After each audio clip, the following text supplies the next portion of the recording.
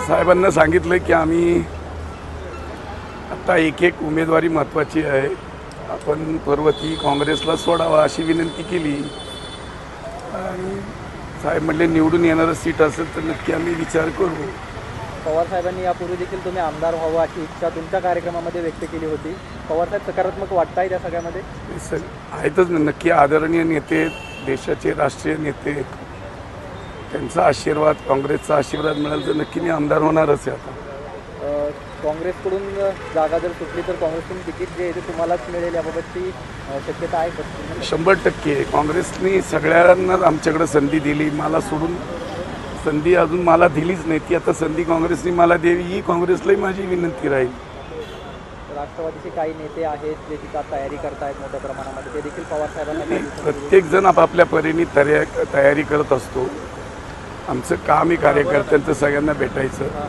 मी याच्यासाठी आदरणीय पवारसाहेबांना भेटलो आणि पवारसाहेबांना भेटून विनंती केली की मी निवडून येऊ शकतो. गेले मी 30-40 वर्ष काँग्रेस पक्षाचा निष्ठावान कार्यकर्ता आहे, नगरसेवक आहे.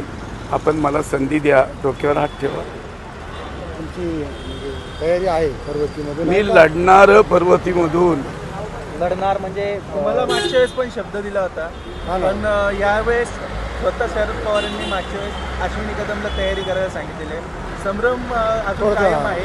कन्फर्म एकत्र बसून ठरवणार का कसं? शेवटी पक्षश्रेष्ठी जे ठरवतील ते. माझी प्रत्येक नेत्याला भेटण्याची जबाबदारी, कर्तव्य आहे, ते मी भेटतोय.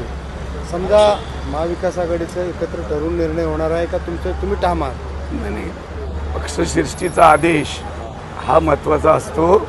मी निवडणुकीवर ठाम असून काही होत नाही. तिकीट हे मला पक्ष आघाडी ठरवल आणि तो आम्ही निर्णय घेऊ. तुम्हाला आशा आहे की भेटेल तुम्हाला? 100% मला यावेळेला खात्री आहे.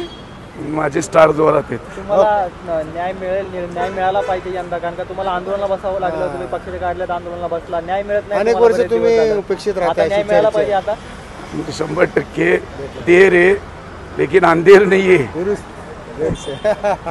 अंधेर नहीं है, देर आहे लेकिन अंधेर नाही. पुढं उजडच उजड आहे. त्यामुळे मी होणार. जनतेच्या ह्याच्यामध्ये पण तुम्ही व्हावं अशी इच्छा आहे ना? सगळ्यात म्हणजे पुणेकरांची इच्छा आहे.